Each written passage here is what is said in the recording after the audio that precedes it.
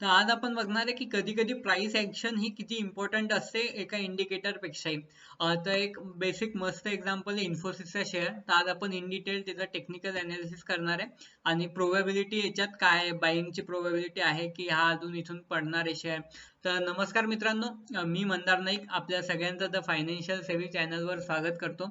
आज आहे आपल्या टेक्निकल अनालिसिस सिरीजचा पार्ट 16. तर या सिरीजमध्ये आपण इन्फोसिस शेअरचं टेक्निकल अनालिसिस करणार आहे. सगळ्यात पहिले सगळ्यांना श्रीराम प्राणप्रतिष्ठा सोहळ्याच्या खूप खूप शुभेच्छा. म्हणजे आपला जो बेसिक रूल आहे इंटरडेचा, रिस्क टू रिवॉर्ड रेशो 1:2 आपण यामध्येही ठेवू. आणि बस तुम्हाला जस्ट एक रिमाइंड करून देतो की शेअर मार्केटमध्ये इन्व्हेस्ट करताय तर आपण आपले पैसे लावताय तर हे जपून लावायला पाहिजे, कारण याच्यात रिस्क आहे. तर कालच्या सारखंच आपण याच फ्लोनी जाणार आहे. पहिले ट्रेंड समजून घेऊ, मग टाइम फ्रेम अनालिसिस बघू, मग सपोर्ट रेजिस्टन्स काढू, मग त्याच्यानंतर 20 EMA, 50 EMA आणि 200 EMA वर आपण बघू आणि RSI काय सांगते आणि मग फिबोनाची लावू. आणि याच्यानंतर आपण पूर्ण प्युअर प्राइस ऍक्शनचं अनालिसिस करणार आहे की कधी कधी इंडिकेटर आपल्याला एक इंडिकेट करत असतात पण प्राइस ऍक्शन मध्ये काहीतरी वेगळं दिसते. तर आपण कधी पण प्राइस ऍक्शनला फॉलो करायला पाहिजे. तर आपण या व्हिडिओमध्ये सगळं समजून घेऊया. तर सुरू करूया आजचा व्हिडिओ.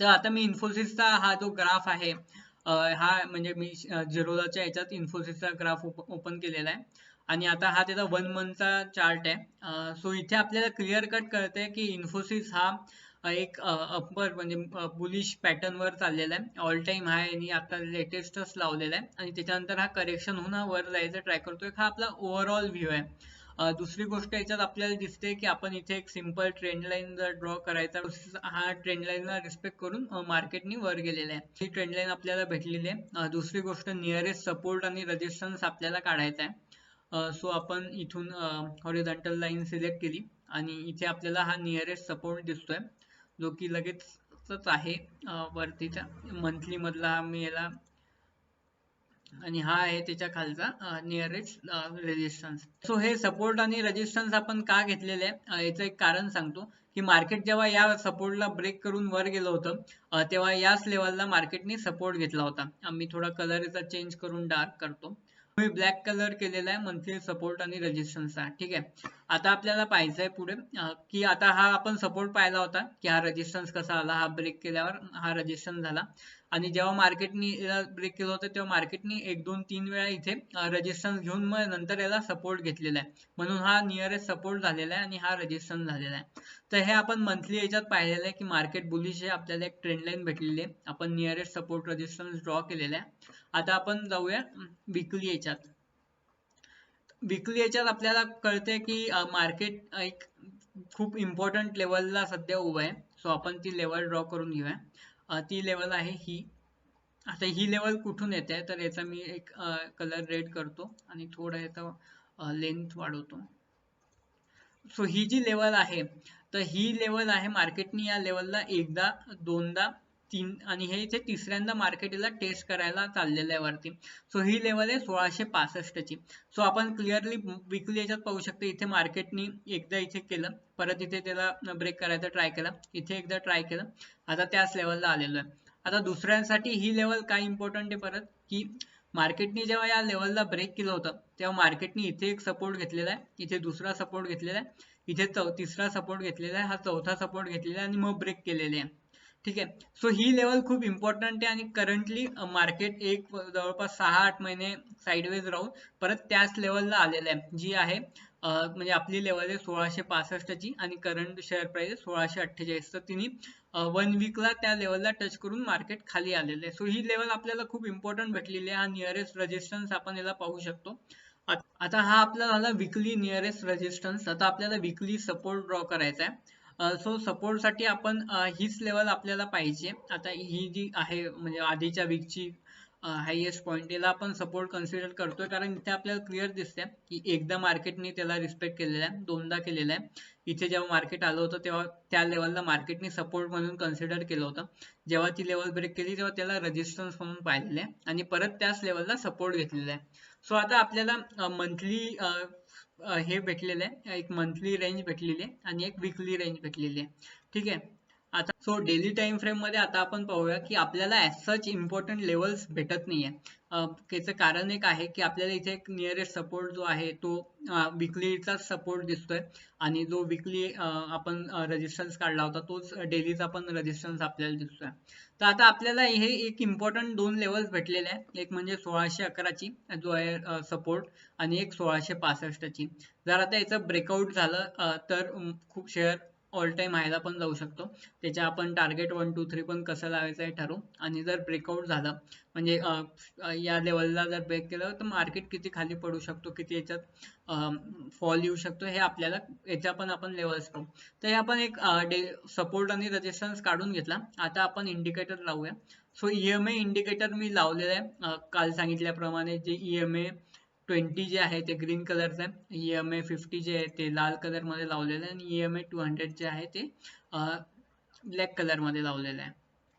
सो आता EMA जर पाहता आपल्याला इथे डेली टाइम फ्रेम मध्ये क्लिअर काहीच दिसत नाही आहे. सो ऑल टाइम म्हणजे तिन्ही EMI च्या वरती शेअर ट्रेडिंग करतोय. आपण 3 आवर्स टाइम फ्रेम मध्ये जाऊ. आता इथे आपल्याला एकदम क्लिअर पिक्चर येईल की आपल्याला काय करायचं आहे या शेअर मध्ये. ठीक आहे, आपण इथे RSI पण लावून घेऊ किंवा RSI चं काही काम नाहीये पण ठीक आहे लावून घेऊ आपण.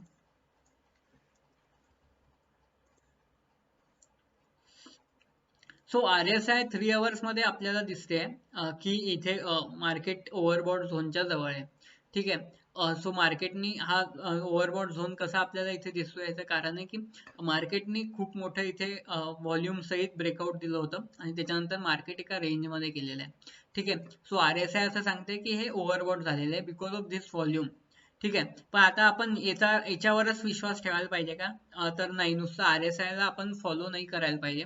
सो त्याच्यासाठी आपण आता बाकीचं प्राइस ऍक्शन अनालिसिस पण करू आणि RSI चं पण बघू की 3 आवर्स मध्ये ओव्हरबॉट दिसते पण 15 मिनिट्स आणि डे टाइम फ्रेम मध्ये काय दिसते.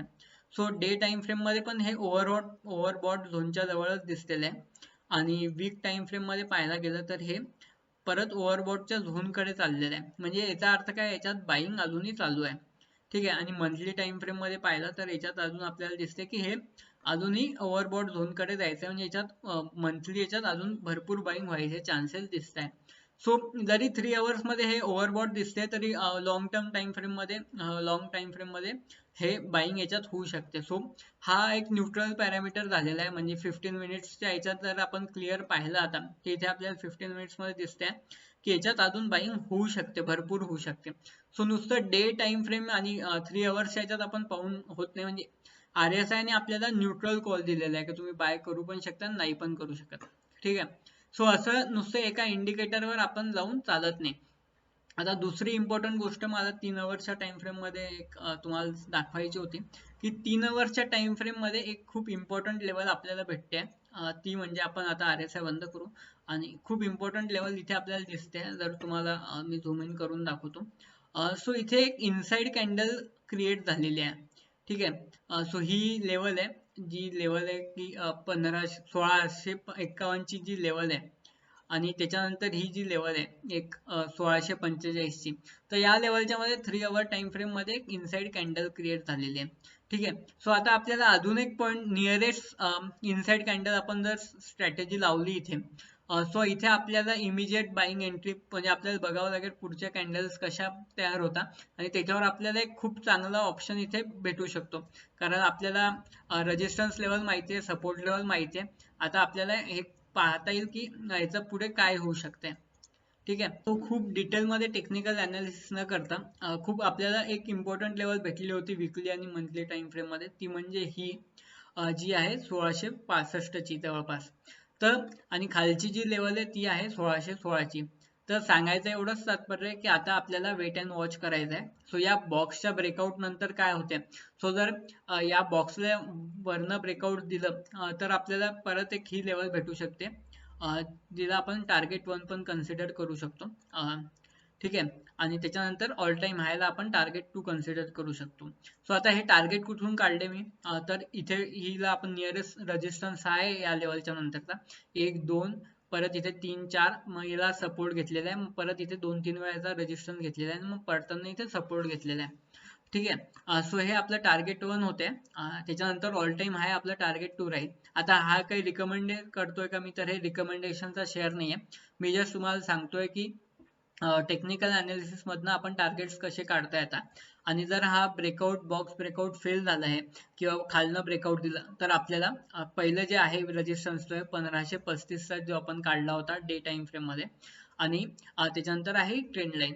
तो आपल्याला काय करायचं आता जोपर्यंत बॉक्स मध्ये तोपर्यंत आपल्याला काहीच नाही करायचंय. जेव्हा बॉक्सच्या बाहेर कॅन्डल क्लोज होईल तेव्हा आपण विचार करू शकतो तेव्हाच्या टेक्निकल अनालिसिस वर की या शेअर मध्ये एंट्री घ्यायला पाहिजे की नाही. मी परत एकदा सांगतो हे काही रिकमेंडेड अनालिसिस नाहीये. मी तुम्हाला फक्त एवढंच सांगत होतो की टेक्निकल अनालिसिस आपण एका शेअरचं कसं करू शकतो. जर तुम्हाला हा पार्ट आवडला असेल तर जास्तीत जास्त लोकांपर्यंत शेअर करा. आपल्या चॅनलला सबस्क्राईब करा. तर ही 22 तारखेपर्यंतचं आपलं एक जे टार्गेट होतं ते आपण बीट केलेलं आहे. आता तुम्ही तुमचे एंट्री आणि एक्झिट घेऊ शकता. तुम्ही जर क्लिअरली ऑब्झर्व केलेले असतील काही पॅटर्न्स तर तुम्हाला इथे ते पॅटर्न्स तुम्हाला रिअल मार्केटमध्ये कामात येतील. तर या व्हिडिओला लाईक करा, शेअर करा. तुमचे जे काही डाऊट्स असतील ते कमेंट्समध्ये सांगा. भेटूया पुढच्या पार्टमध्ये.